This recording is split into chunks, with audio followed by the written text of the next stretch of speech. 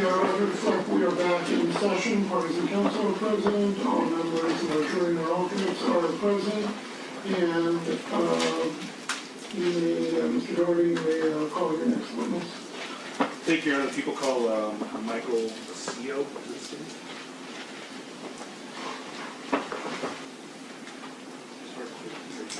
You do solemnly state that testimony you shall give in the matter of for this court shall be the truth, the whole truth, and nothing but the truth, so help you God? I do. Thank you. Thank you. Can you state your full name and spell it for the record? Michael, M-I-C-H-A-E-L, Dominic, D-O-M-I-N-I-C-K, Bosillo, B-O-S-I-L-L-O. Okay. Thank you, Your Honor. Good afternoon, sir. Afternoon, sir. What do you do for a living? I work for T-Mobile cell phone company located in Dallas, Texas. And did you come here from Dallas? Yes, sir. And what do you do for T-Mobile? I'm a custodian of records testifier. Okay. How long have you been in that line of work?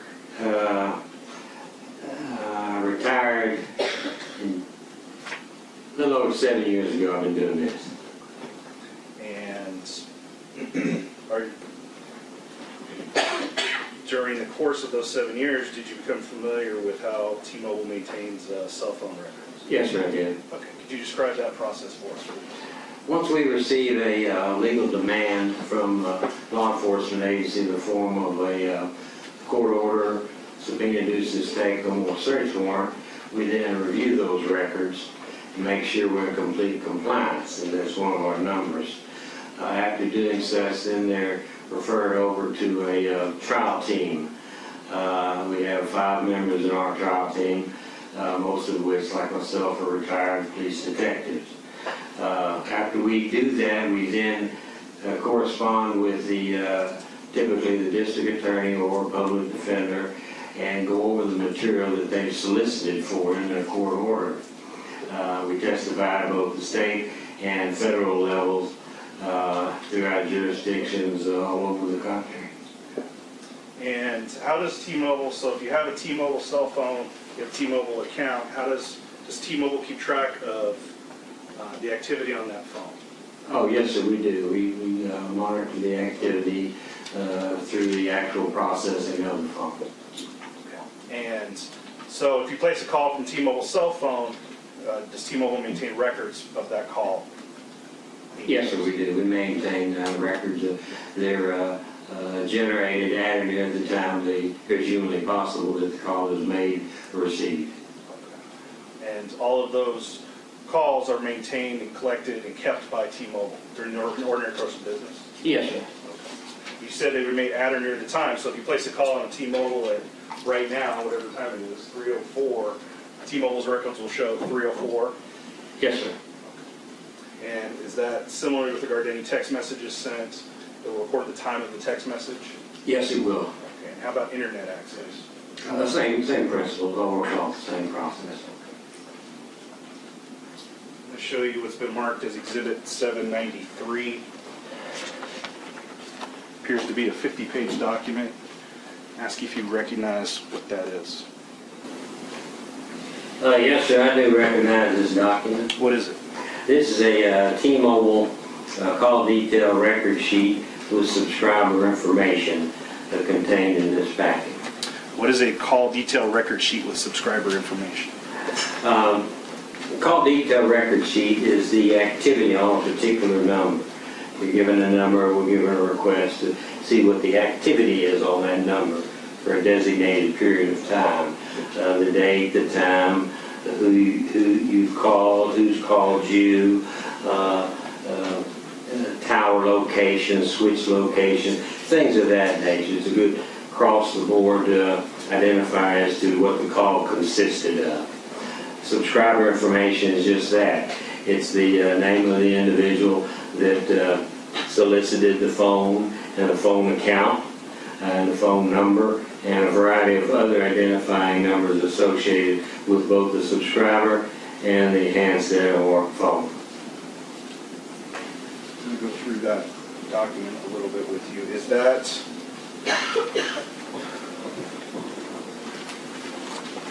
exhibit is the subscriber on that exhibit, Joseph McStay, with a cell phone number of, and I'll give it back to you here, 949-295-7451, or at least with regard to one of the subscribers. Yes, regarding one of the subscribers, yes, sir. Okay. And is that document a fair and accurate depiction of the call detail record and subscriber information maintained by T-Mobile? Yes, it is. Okay. And was that in response to a request received by, if you know, by San Diego County Sheriff's Department in 2010? Yes, I believe it was dated February 24, 2010, by San Diego Police Department. I'm going to show you what's been marked as Exhibit 441. You can take that out of the sheet if you can. Take a look at it. Let me know if you recognize it. Say 441? Yes, I'm sorry.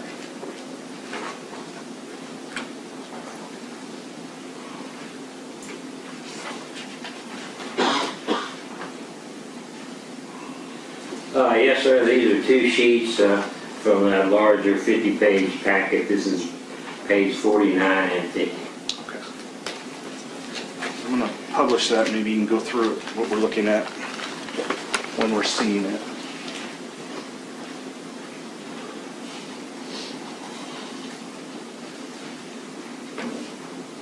Publishing Exhibit 441. You should have a screen right there in front of you, sir.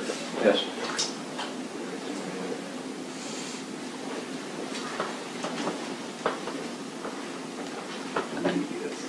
Okay, so across the top, on the left, I assume that's the phone number for the records. Yes, sir. And then as we move to the right, is that the date of the phone call? Yeah, date reflected in month, day, and year. And then destination would be the destination of the phone call? Correct. And then I see two down here, it says incoming, and a phone number here, 909-374-0102 is that phone number. Does that mean that 949-295-7451 number is getting an incoming call from that? Correct. phone? Correct. Yes, sir. Now down here there's some numbers. What does that represent? Okay, those 12, they're a digital printout on that particular entry, and that's all that it will tell you on this. And you're referring to the numbers 216.155.173.195. Yes, Your Honor. Is that phone getting internet access? We'll call that. Yes, this will. And then to the right here where it says call type. Well, let me ask you this. 1603 is 4:03 p.m. Is that where the handset's registered to? In other words, California time? Correct. Yes, this is 1603, 403 military. Okay, but that's wherever, that would be California. Yes, wherever the call was made. Correct. Okay, wherever the call is made. Okay. And then over here, originating cell site. Can you describe what that is? That's the actual cell site that activated the call. You have a handset, a tower, a cell site, and then a switch. What the handset does, it reaches out to the nearest, strongest tower or cell site. It authenticates the call, and then it reaches out to the nearest, strongest cell site to effect the call. So a simpler way to understand it is that this is the cell site that made the call work. Okay. And then number of minutes, I take it that's the length of the call. Correct. Now where it says call type, there's some letters down on that column. F is in Frank, E, D. What does that mean? Yes, these are codes, and there's a legend down here. I know offhand without looking at it, D is SMS, short message service. I'm not sure what F is. We can scroll down. It should show a legend. Would the legend be on the complete set of documents? Yeah, it'll be at the bottom. Well, it'll probably be back up further because I did see it earlier. I can't tell you what page. It'd be maybe like 10 or 12, something like that. Okay, that would be on the complete set then. Yes, yeah. Okay, I'm just showing you pages 49 and 50. Oh, okay.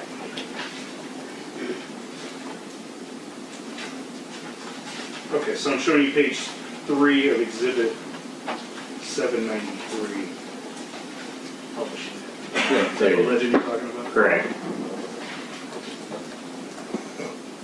So F would represent a mobile to mobile. Correct. And then a D would be a text, or what you call an SMS. That's correct. On these records, you indicated that this was 50 pages, 49 and 50. So I'm going to turn to the last page and go to the bottom.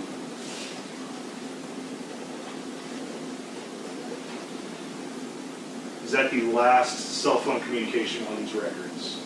Yes, it is. And what time was that at? The time is February 4, 2010 at 20:28 hours, which would be 8:28 in the p.m. And that was an outgoing call from that cell phone to 909-374-0102. Correct. And you mentioned the cell site. That cell site was at 51133 Fallbrook. Or is that the cell site number? No, that's the actual physical location where the cell site or tower would be.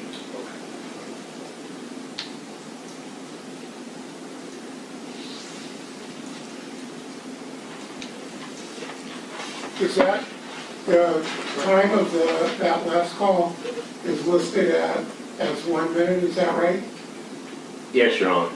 Is that can you tell from that whether the call was answered or not? Showing the 1 minute, it would either be answered or it could have gone to voicemail. Okay.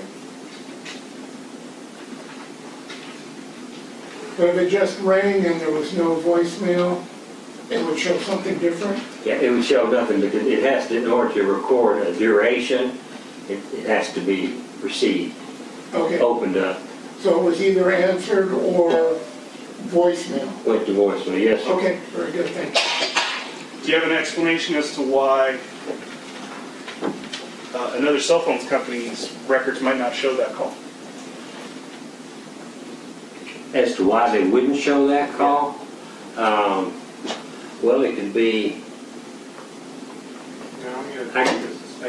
Yeah, if you don't know, you don't. Yeah. I mean, the only thing I can speculate is that this is T-Mobile. We're much better than you. There you go, there you go.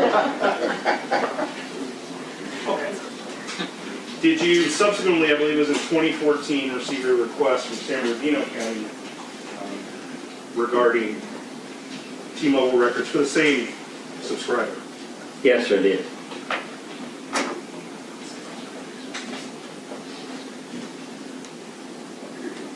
Showing you, and I'm showing you the 442.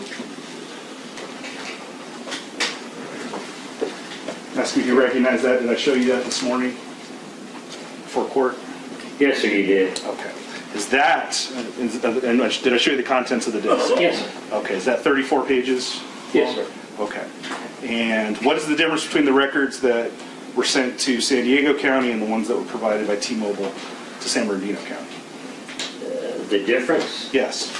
I'm not sure I understand what you mean. Okay, well, let me show you a couple others. Maybe we can figure this out.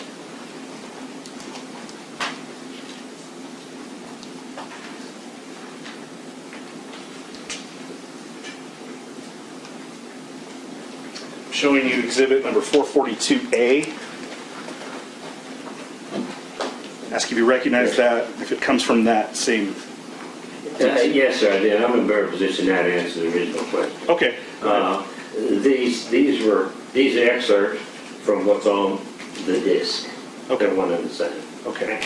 What I just showed you on 442A, does that have cell site location data on it? Oh, the disc? No. The disc. This is an excerpt, I believe, Oh, okay. correct me if I'm wrong, this is an excerpt of 442, is that right? Correct. Okay. Does that have called cell site location data on it? No, sir. Okay.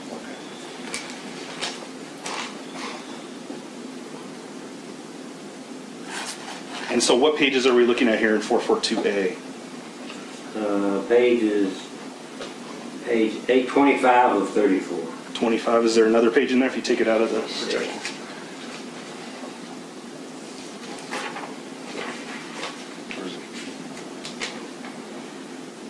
26 of 34. 25 and 26. Okay.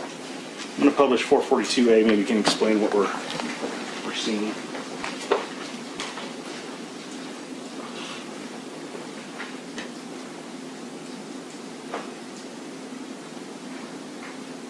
The first page here.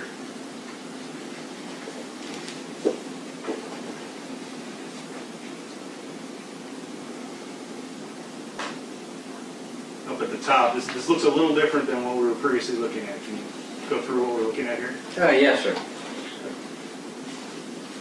Go ahead, please. Yeah, this is, as opposed to what we were looking at originally, it was called detail record sheet. This is a billing sheet. And what information does it contain? It will show the date, the location, the time, the number of minutes, and then you can see where the dollar sign is, reflects that it's a billing date document.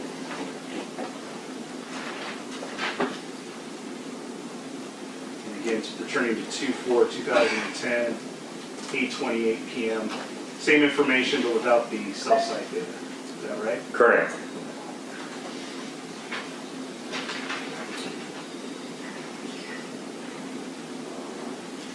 Show you Exhibit 442B and 442C. We'll start with B and take it out of the plastic and tell me if you recognize what that is. And what pages, if it is pages of 442, what page is it?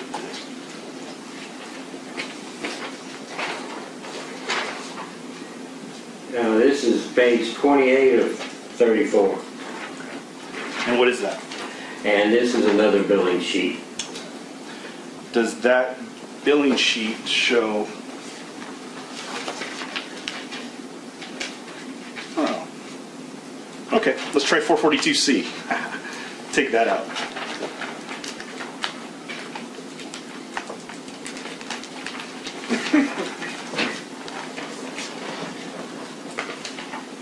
This is page 34 of 34, and this is another billing sheet showing internet access.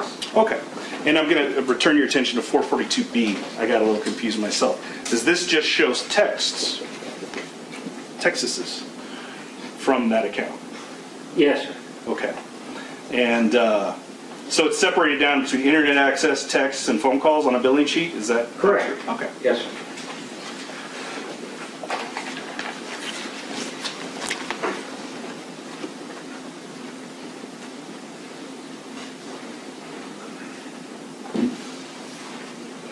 Okay, we published 442B, and what I see here, date, location, time, correct me if I'm wrong, phone number, and then all this column here is just text messages. Correct. And can you tell when the last text message was sent from that account? Yes, sir. It was sent on February 4th, 2010 at 5:47 p.m.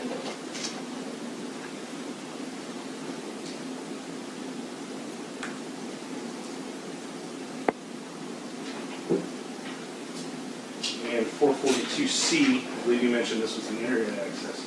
Can you tell the last time that that phone had internet access? Yes, sir. February 4th, 2010 at 8:27 p.m.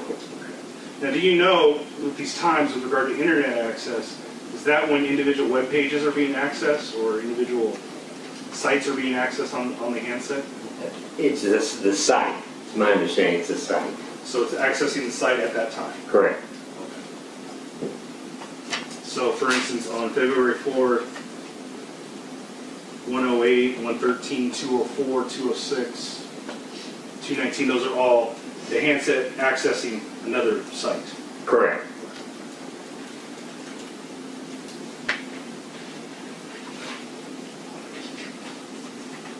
Why is it important, and going back to, I guess, the first exhibit with the cell site data, why is it important for T-Mobile to accurately record cell site data? Well, for customer service, we want to provide the best service as humanly possible. And from a pragmatic standpoint, it's for billing purposes. We want to make money. So that's why. How does recording cell site data help you make money? Well, it satisfies the customer so we don't lose customers because we display, a very accurate system. Customer satisfaction is probably the best way to explain it.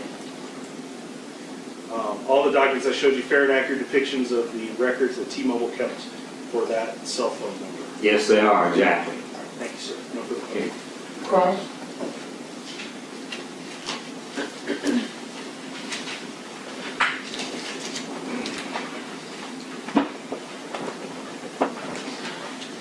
Good afternoon, sir.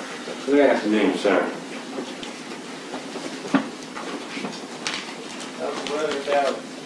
Well, when I left, it was pretty warm, but then by the time I got here and talked to my wife, it was getting cold, but that's normal in Texas. Now, you look at the records that were provided to you by the district attorney previous to coming to court, correct? That's correct, sir. Now, if I was to show you an exhibit of a digital record of something that was received pursuant to a search warrant, would you be able to qualify if those are also records supplied by T-Mobile? I'd have to review them, of course. The only issue is, the only thing I have with the disk drive is the one sitting right here in front of me. With the court's permission, can I have the witness come Sure. to this location so he can take the time to review at his leisure? This would be exhibit 799. Okay.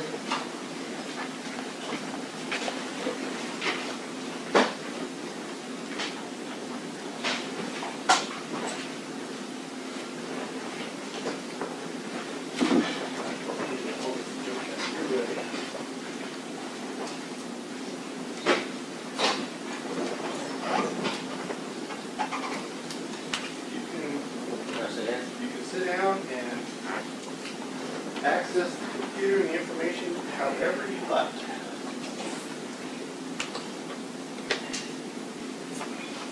You open the first file, which is a Word document, correct? Correct. And it's a 2014-000. Yes, I have to object here, Mr. Rhodes. You don't need to go, everything is part of exhibit 799. Yes. You don't need to detail the individual items that he's looking at. The Word document you're looking at, that seems to be a duplicate of 799A. Yes, it does. And what is that document that you're looking at? Okay, this is a, I'm going to check with you, Mr. Rhodes. And it sees the scope. Overruled. And can I ask you to try to keep your voice up while you're talking back there from behind the screen so we can all hear you? sure, yes, Your Honor. I move the mic over, facing it away from us. And I need to approach. I'm sorry? I need to approach. And be heard. I'm sorry. No.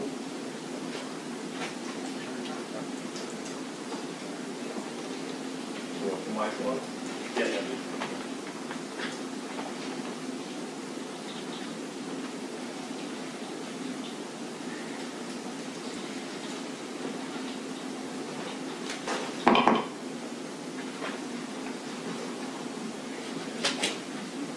You need a few minutes to review all of those?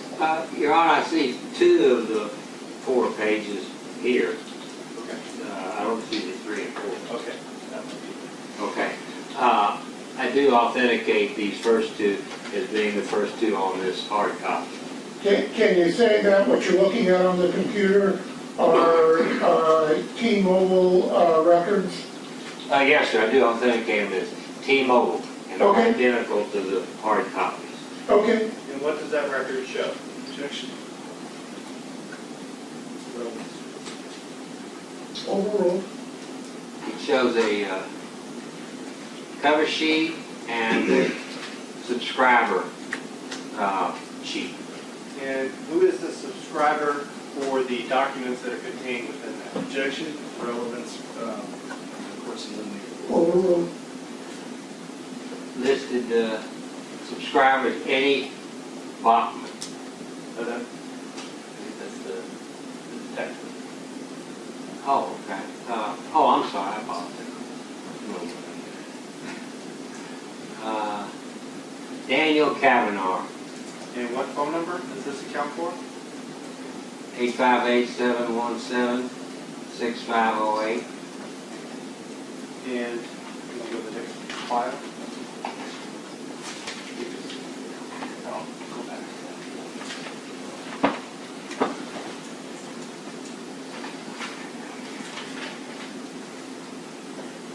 And the next file you're opening up is like an Adobe file. Yes, sir. It has the phone number for the number you just read off. Correct. And it has the CDRS after the file name. Yes, sir. What does the CDRS mean in a T-Mobile record when they're supplied? Call detail record sheet. And so this would be the call detail record sheet for that mobile number you read off before for Daniel Kavanaugh. Correct. And the date range, can you look at the first page and figure out what the date range would be?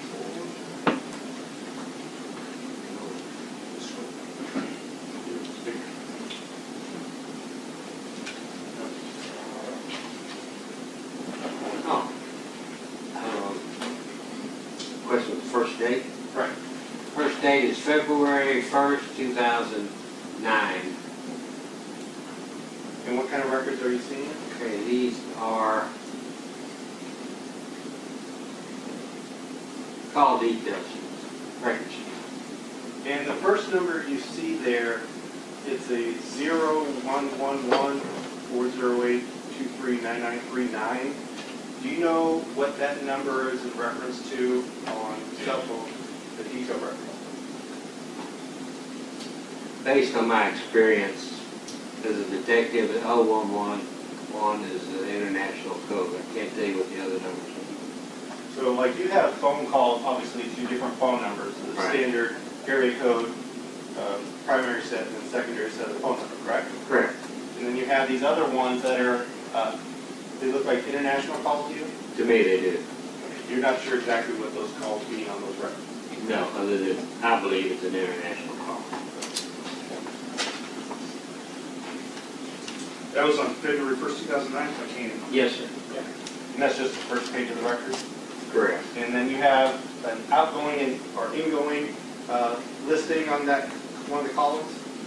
Correct. And that would show if it's an outgoing call or incoming call? Precisely. And then the next column to the right, there's a number, that would be the length of the call. Correct. In minutes. And we scroll down some pages. You have incoming and outgoing call for a billing period, correct? Correct. And after that, it gets to a text, I think it's going to say data sheet or text Yes. history Yes. Next. for that same billing period. Correct.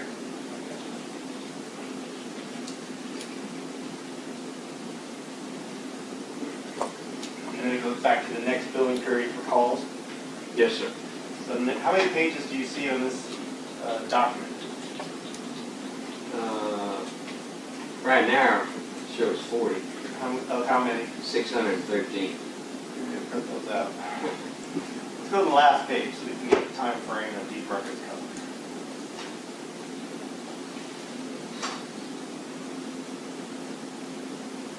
And what is the last coverage date for these records?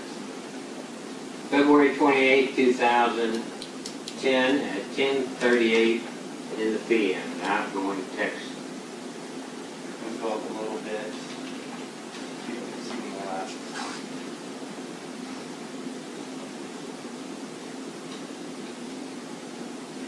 On page 603, that also shows the last outgoing call, correct? Yes, sir. Dan. Same date of February 28, 2010? Yes, sir. Let's look at the last file. Last file on that, so you make sure you review all three. It's another file with the same number with the parent in a 1.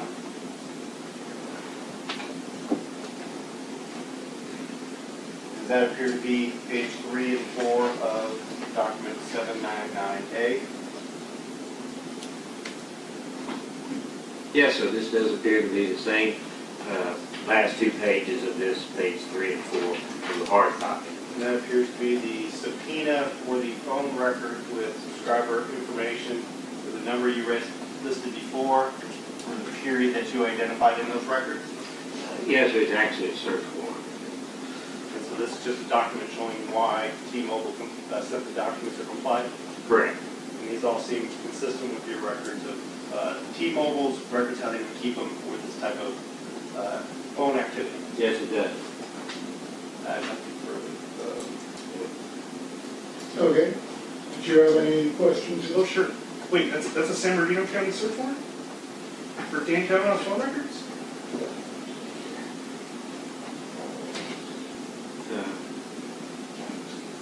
County of San Bernardino, made out by Edward Bach. What's the date?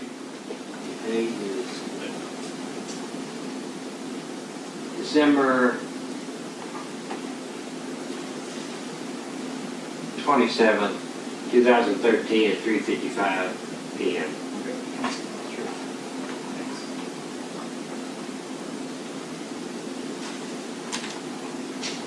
That phone number is an 858 phone number?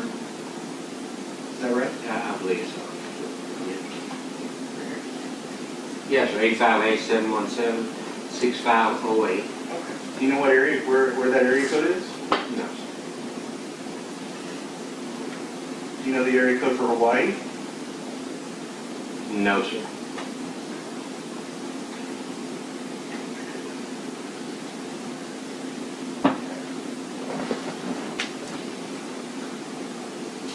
Okay, but so you don't know what the 858 area code number is? No, no.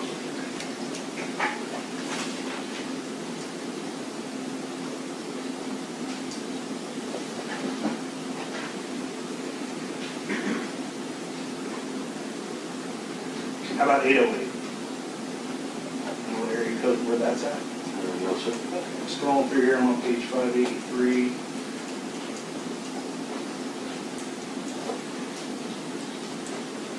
I don't know. Anything else? I do have a question, and not about the records. Yeah. Can we go back to the statement? Yeah, if it's not going to be about those records, then it would be better if you said it was. Yeah.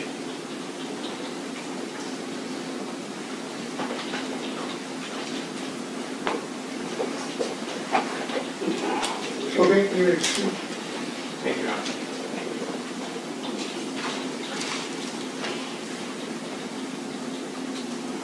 So, if you're a T-Mobile customer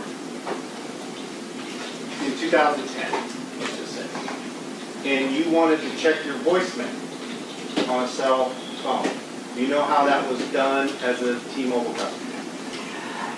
Back then, they used the code, three-digit code, 123. That was a system saying, you've got voicemail. If you use 129, you were checking voicemail. I know those were the two. Now, at some point, they changed them up, but it's my understanding in 2010 that's what they were. And if you checked your voicemail, let's just say you would call into T-Mobile. I'm sorry, I couldn't When you understand. check your voicemail, it would be a phone call into T-Mobile. Yeah, you'd be checking your voicemail with the number that's registered to you through the T-Mobile system. Would the phone call to check your voicemail, would that show up on your call detail? It would show that code. It would So show, the code like 129. If you were calling a number, it'll show that 10-digit number. If you're checking your voicemail, it'll show that 3-digit number.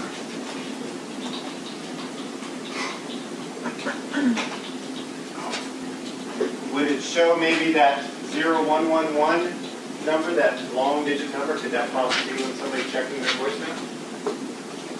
I don't believe so.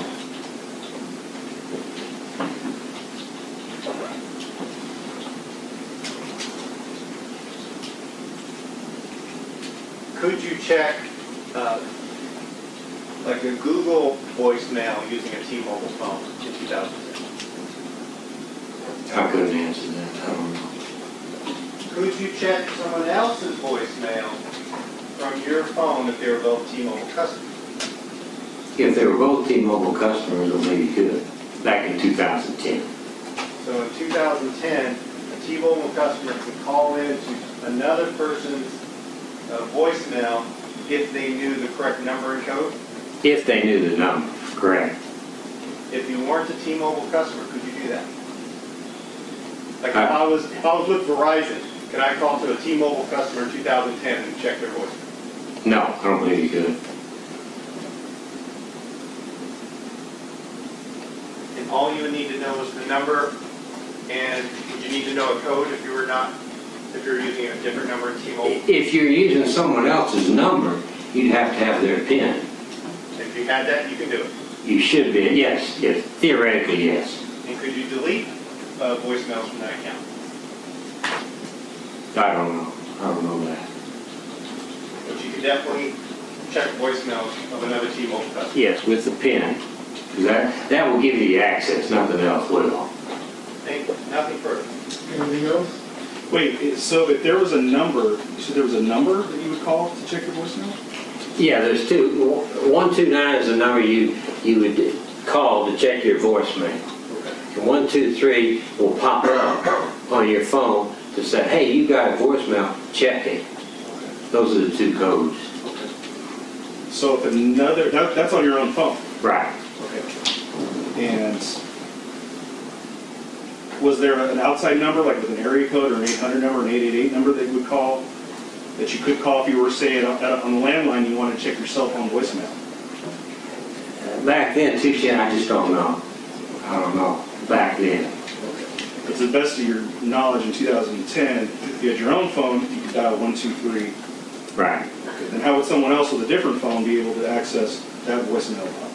Well, the only way they could is if they were able to have your PIN. You'd have to give them the PIN because it's going to ask for the PIN. When a voicemail box is full or was full back in 2010, how did that work? So if I called someone on T-Mobile and their voicemail box was full, what would happen? Well, if the voice box is full, it won't take any new messages. It just won't. You have to go in there and physically delete them so we have more space. All right, thank you. Anything else? No. Two real quick questions. What agency did you work for before T-Mobile? I worked for the Arlington Police Department, homicide unit, then I went to the DA's office where I worked in and supervised the death penalty unit. Okay. And one last question. Cowboys Super Bowl next year? Always. Always. I've got to get out of LA before Super Bowl. You going to Atlanta? Actually, I was planning on it, but that's not going to work. Okay. All right. Any objection to witness being excused? No, you're right. Thank you, sir, for your attendance and your excuse. Any additional witnesses for today? Yes, people called David Lipnitzky.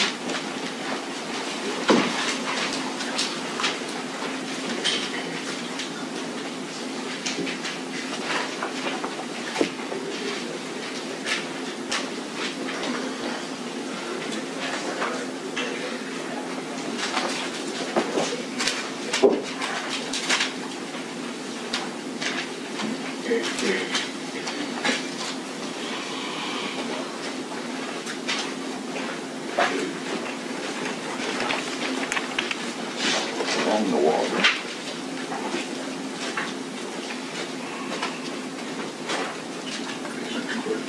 You solemnly state the testimony you shall give in the matter before this court shall be the truth, the whole truth, and nothing but the truth, so help you God? Yes. Thank you.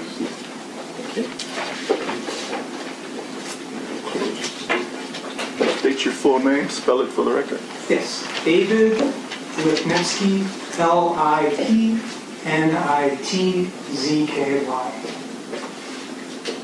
Okay. We proceed. Thank you. Sir, what do you currently do for a living? I work for AT&T. I'm a compliance analyst. I also serve as a records custodian. And how long have you been doing that type of business?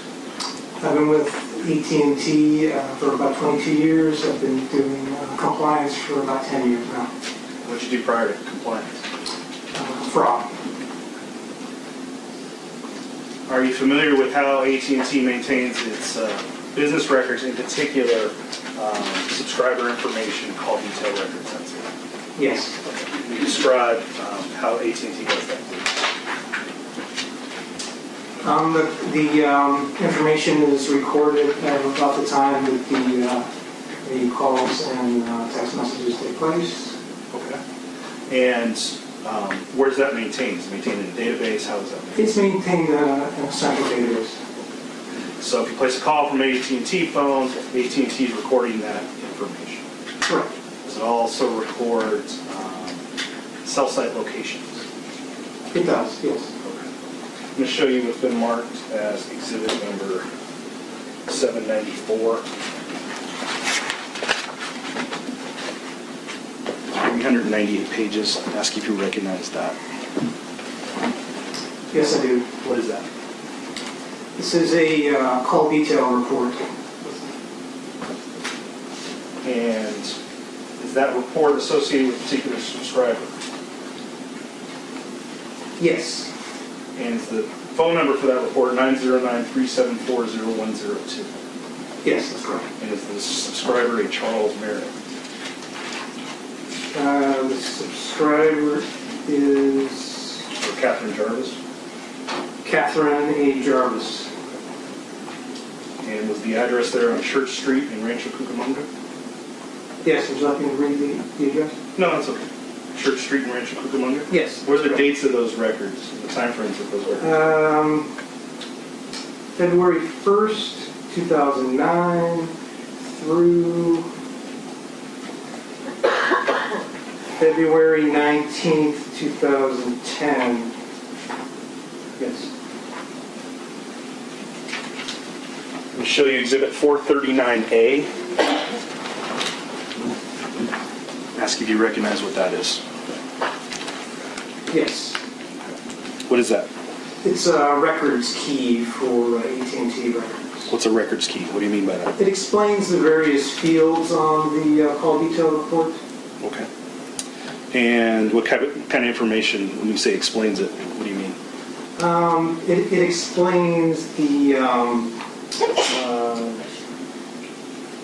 way the calls, the different fields, and the way the calls are, the descriptions and various forwarding activity, etc.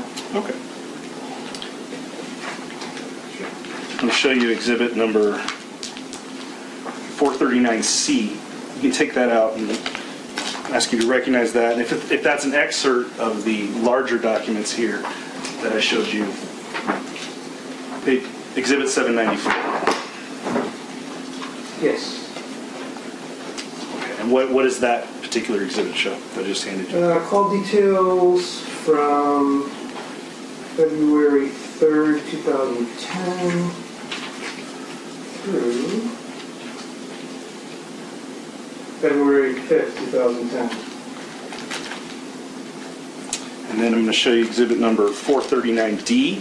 Okay. You can take that out. You know if you recognize that. Yes, it's a call detail report from February 5th, 2010 through February 8th, 2010. Okay. And that's part of the larger documents here, excerpted Yes. out? Okay. Yes.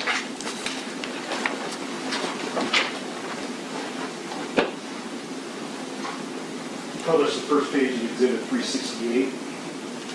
You have a screen. 368? I'm sorry. I don't know where I got 368 from. 439C. Okay.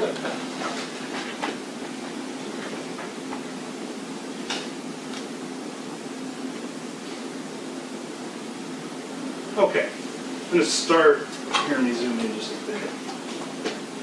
Across the top here. What do these different fields indicate? You want me to start from the left? Yes, please.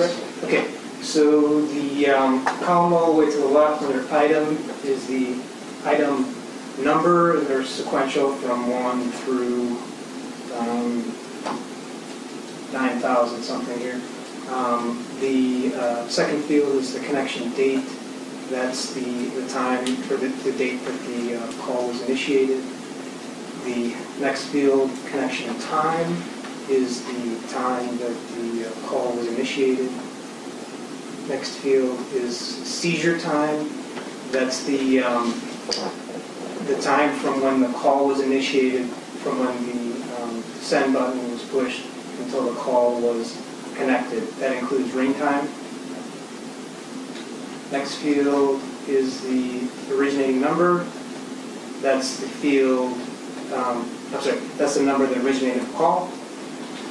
Terminating number is the number where the call terminated. Elapsed time is the duration of the call. Number dialed is the actual number that was dialed on the device. IMEI is the International Mobile Equipment Identifier. And IMSI is the International Mobile Subscriber Identifier. The next field, description. That's the type of call that took place. The M2, well, the capital M to capital M in this field refers to an AT&T mobile subscriber calling another AT&T mobile subscriber. DIR indicates that there was no forwarding activity for the call. Can you slide Sure. slide over? All right, so the next two items with a slash in between, the first set of numbers is called a LAC, L-A-C. It's an abbreviation for location area code. The next set of numbers, 5 numbers, is the SID, CID, or the cell ID. And then these other sets of numbers, you've got a longitude, a negative number, and then a colon with your latitude, positive number, another colon, and that last 3 numbers is your azimuth. Okay, so that all that information there on the far right, when you said cell ID number, what does that mean? It just identifies the particular antenna that's being used. And then you said one of those numbers was the azimuth. Is that after the colon? Correct. And here under description, you said capital M TM underscore direct, mobile to mobile that wasn't subsequently forwarded. Correct. What are these other things below that? O2M? The O2M would indicate a non-mobile number calling a AT&T mobile subscriber. The capital M indicates a AT&T mobile subscriber. The next line down would indicate a non-AT&T mobile subscriber by the lowercase m2, and then calling a AT&T mobile subscriber, the capital M. That's right here. The third line down. Here, right there. Yeah, same indicator. Now here on the right, I'm going to jump to the last page of Exhibit 439C. And down to February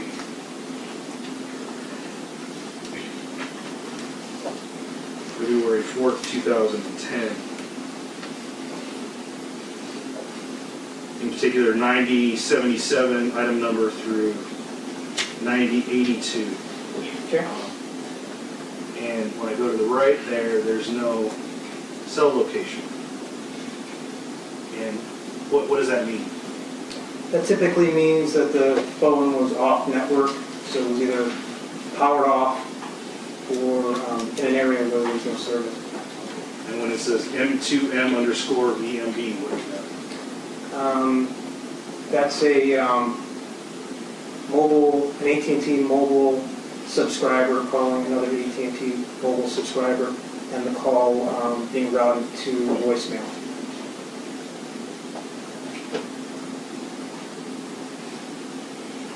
And then item number 90.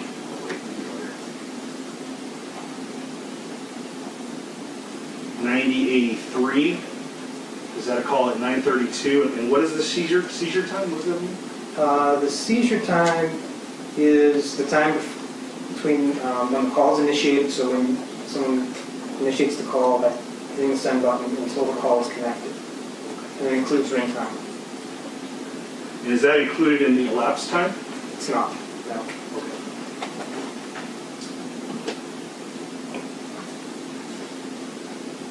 And so from 9:32 on February 4th, 2010, that's 9083 to 9084. There's no activity on the phone until February 5th. Is that what these records?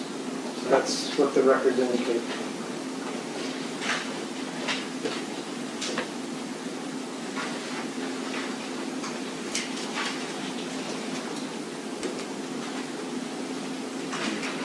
Published Exhibit 439D. I showed you this up on the stand. I believe this is February 5th through February 8th.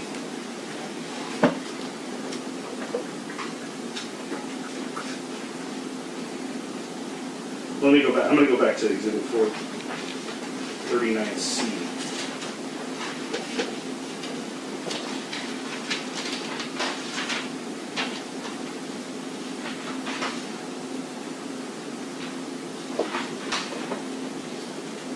And again, on the last page of that exhibit, February 4th, is there a call at 8:28 p.m.?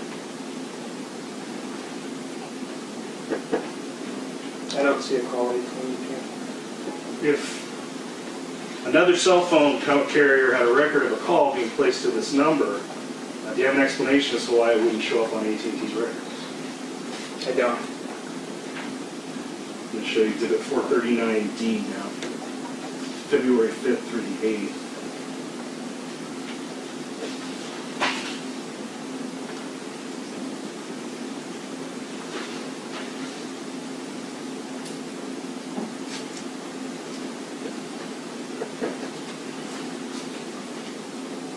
So here on entry 9138, February 2010 at 12:34. You see what I'm looking at here? Yes. Okay. There's a phone call. Is that, what's M2 little m VMB? What does that mean? So it's a AT&T mobile subscriber calling a non-AT&T mobile subscriber, and the call is routed to voicemail. And then over here, there's no data. Is your answer similar there for that? Yes. With regard to why there would be no cell data? Similar Or cell to site what? location. I'm sorry. Go ahead. Typically, there's no cell data on voicemail calls. Okay. What do you mean by that? The phone typically doesn't interact with a cell tower. During a voicemail call? Correct. So somebody's calling me and they leave a voicemail on my phone's not Well, there? if the phone is not on network, it's powered off. Okay, so it's powered off, or it's out of range of towers, or in airplane mode. Correct. It won't generate a cell site location. Correct. Okay.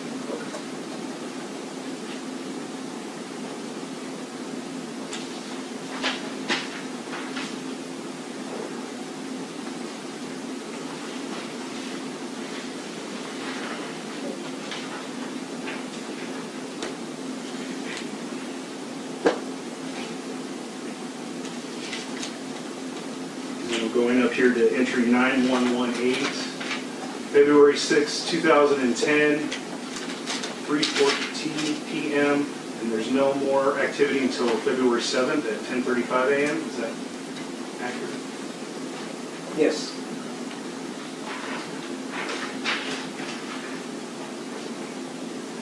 Okay. Everything I showed you in the big large document of one exhibit there in front of you, fair and accurate copies of the records that AT&T maintains for that cell phone. Yes.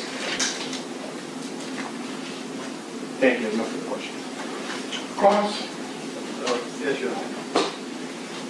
You said the VMB was what now on the, A call that was directed to voicemail. and what's VMC? That'd be a voicemail check.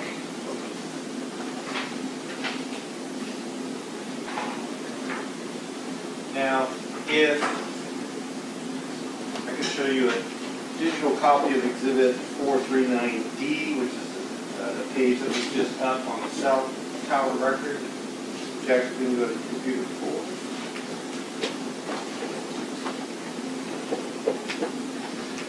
Recognize those as looking like the same record? Yes. Looking on call, let's look at 9125. The dialed number and the terminating number are not the same, Correct.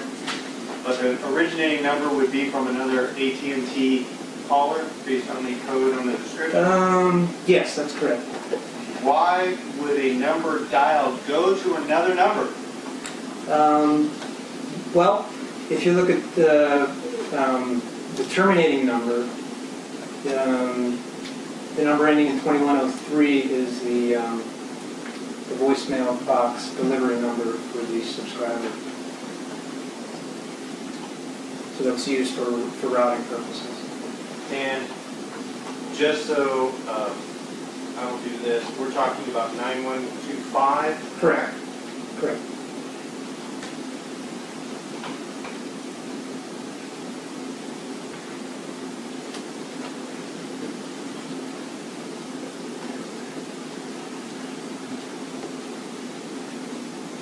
So the 909-213-2103 is the voicemail number? It's a voicemail deposit number, correct. So on every voicemail left with that phone, it should go to that number? It should, yes.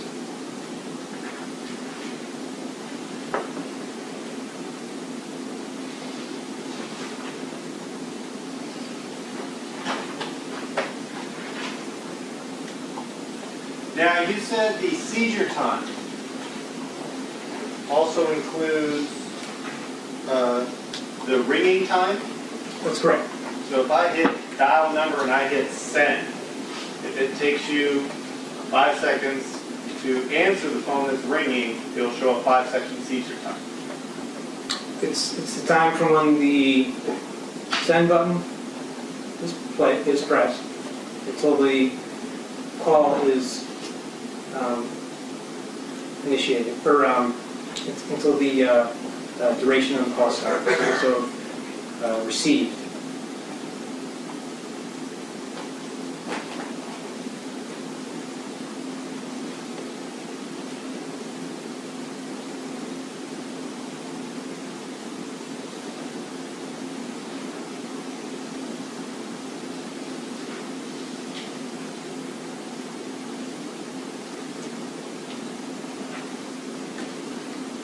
Does the you ever heard the term of a directed retry? Now, Now you're an AT&T compliance analyst, yes, and you also work for the custodian of records. yes, Before that, you worked in fraud-related activity for AT&T. correct. Now, AT&T has a practice of keeping phone records with cell tower data for how long? Typically 7 years. And what happens to that data after that 7 years? It depends. Sometimes it's purged, sometimes it's maintained. Is sometimes cell call data sent to the FBI to hold on to it for them? Objection relevance. Overall, it's refuted. So the question, can you restate it, please? When AT&T is ready to purge cell call data records, do they also send that data off to the Department of Justice? I don't know. Now, cell tower information. AT&T keeps the data about cell towers, where they're located and all that, correct? Correct. And in that cell tower data, they will give you the, as you call them, let me make sure I get it right, the location code, the cell ID, and the latitude and longitude for all their cell towers. Correct. And in that data, they'll also show the multiple angles of the azimuths for the antennas, correct? So these records will show one azimuth. They won't show all of them. I'm not talking about the call detail records. Okay.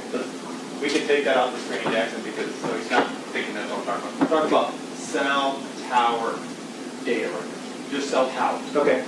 When you have those records, do they show the location of the cell towers? Yes. And then it'll show the different azimuths of the different antennas, correct? Correct. So they'll say, and they'll show the megahertz of those antennas? Yes, I believe so. They'll either show a 900 megahertz or an 1800 megahertz? Correct. Correct? Yes. You can have a 3 antenna tower or a 6 antenna tower if you have 2 different megahertz structures on the same tower. I'm not sure about the configuration. So. And they'll show on the tower records the 3 azimuths that the antennas are aligned to, correct?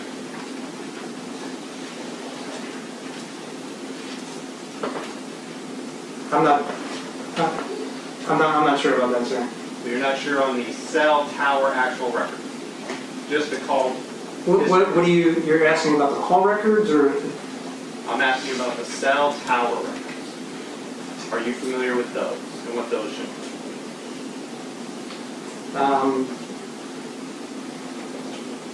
It's not my area of expertise. That'd be no. Record. Correct. Yeah. Okay. But that information is retained by the AT&T. It is. You're just not familiar with working with it. Correct. And are you familiar with drive test data? What No. it is? No. You don't know what it is at all? I know what it is, but I'm not familiar with it. Okay, what is it?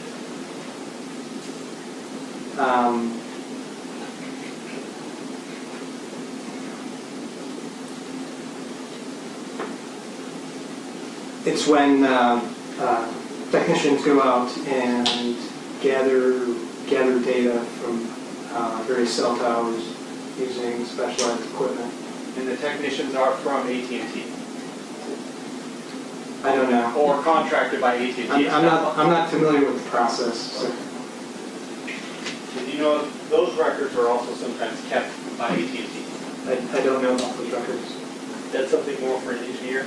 Yeah, RF engineer, correct. So what kind of engineer? Radio frequency engineer. RF engineer? Right. Wasn't sure if that's what you said. So you being an expert in AT&T compliance and custodian records for 22 years, you don't know how those work. Correct. If I was to show you call or drive test data records, it would be like reading ancient Greek. Correct.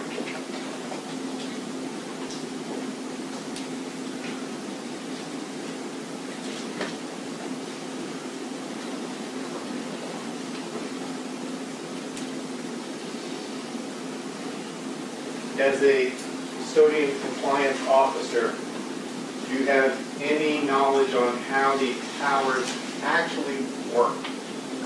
No. You just know what the records mean. Correct.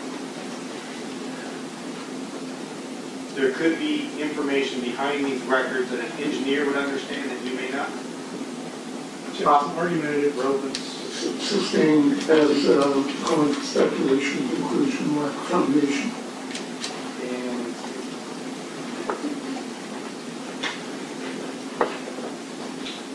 And just, I might have missed it, on the records that they have like a M2M, whether they're capitalized or not, underscore, the DIR. What's the DIR? This means there's no forwarding activity. What do you mean by that? I can read you the description of it if you like.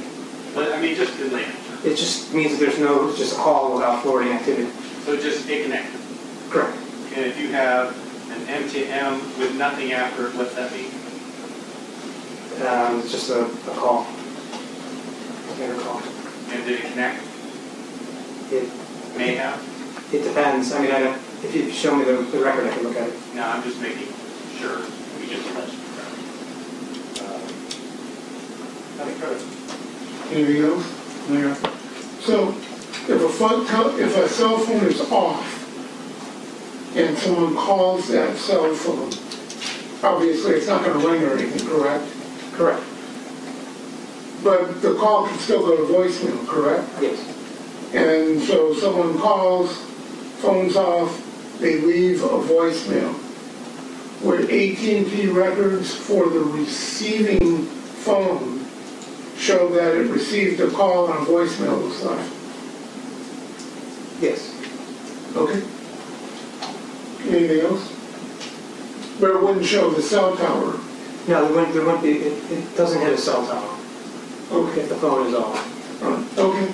And Just on that, let's just say I call your cell phone is not getting service, and it rings, and I just hang up, and I don't leave a voicemail. I assume that's not on the record. If it doesn't get routed to voicemail, then it may not show on these particular records. It would only be shown the records if it was routed somewhere where it's connected to AT&T in some way, whether to direct or accept a call or to send it to voicemail. Correct. Thank you. anything else? Any objection, witness being excused? Thank you, sir, for your attendance and your excuse. Thank you. And it's about 4:15, so we'll go ahead and take our evening recess. Our schedule has changed a little bit. So we're not going to be in session at all on February the 4th. I told you we were going to be in session on the afternoon of February the 5th. That's changed. The attorneys have told me they have some evidentiary and legal issues that they want to discuss that afternoon. So I'm going to be doing that with them a little bit in the morning on the 5th and a little bit or more on the afternoon of the 5th. So we're going to have you come back Wednesday morning, February the 6th at 9:30 in the morning. Okay? So you have an extended time off. Enjoy the time, enjoy the Super Bowl. Again, remind you, do not form or express any opinions about the case. Do not discuss the case with anyone or allow anyone to discuss the case with you or in your presence. Again, that means not discussing anything about the case, any of the witnesses, testimony, exhibits, parties, or attorneys. And we'll see all of you back Wednesday, February the 6th at 9:30 in the morning. Okay?